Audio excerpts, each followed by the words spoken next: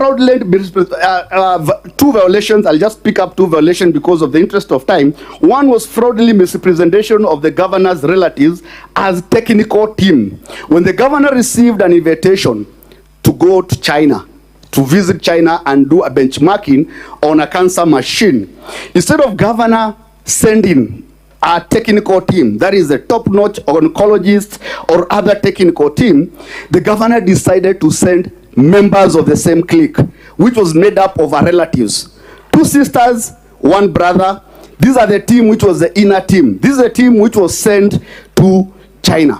And you look at the documents which were presented to the Ministry of Devolution, there was apparent misrepresentation by the county secretary that these are technical officers. These are technical team. And the document is there. You have been shown the document.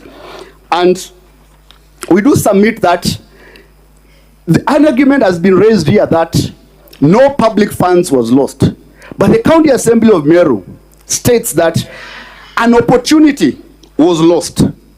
Those who have done accounting or maybe economics, I think it is in economics, there's something called opportunity cost.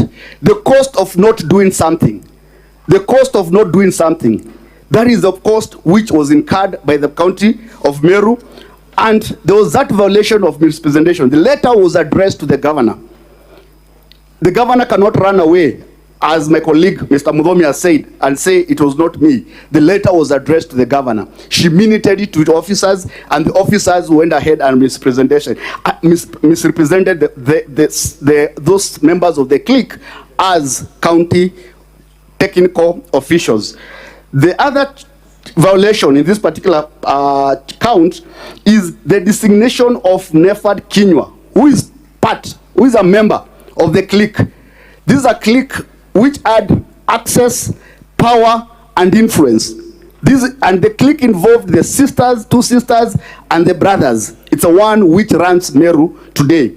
So Nefad Kinywa, in order to reward him, when he was in a small job group without competitive process, and the governors admitted in cross-examination that his appointment was not sanctioned by the County Public Service Board. It has been admitted. Kinywa was appointed as a director, external linkages, without a transparent and competitive recruitment process. We do submit that count 2 has also been substantiated and proved. I'll move quickly again because of the time we have been given. Of course, it's so difficult to condense all the evidence which have been given within the short period of time which I have, but I'll try my best. The third count is count 3. That is bullying, vilification, and demeaning other leaders. Chapter 6 of the Constitution was not made in vain. The Chapter 6 of the Constitution operates with other laws.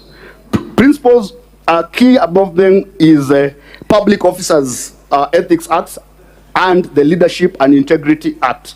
If you look at those provisions of the law, and those are the ones we have said the governor violated, I'll direct the Senate to Section 9B of the leadership of the Public Officers and Ethics Act, which states that a state officer shall not bully any person. It's there.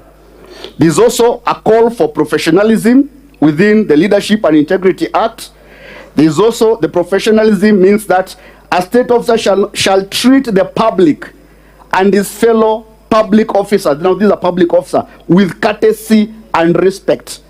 The aspect of acting through others has also been brought forward within those laws, and it makes it an offense for causing everything to be done through other persons.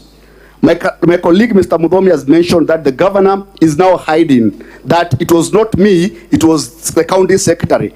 The county secretary has become the bogeyman. But the law, the drafters of the law knew very well that state officers and public officers who hold positions of powers will throw away responsibility. They'll shift responsibility to their juniors. And that's why the law says that you cannot run away from that responsibility. One of the violations under this particular account was actions against the deputy governor. I'll just bundle them to that. We've put several violations against the deputy governor. Key among them is that the governor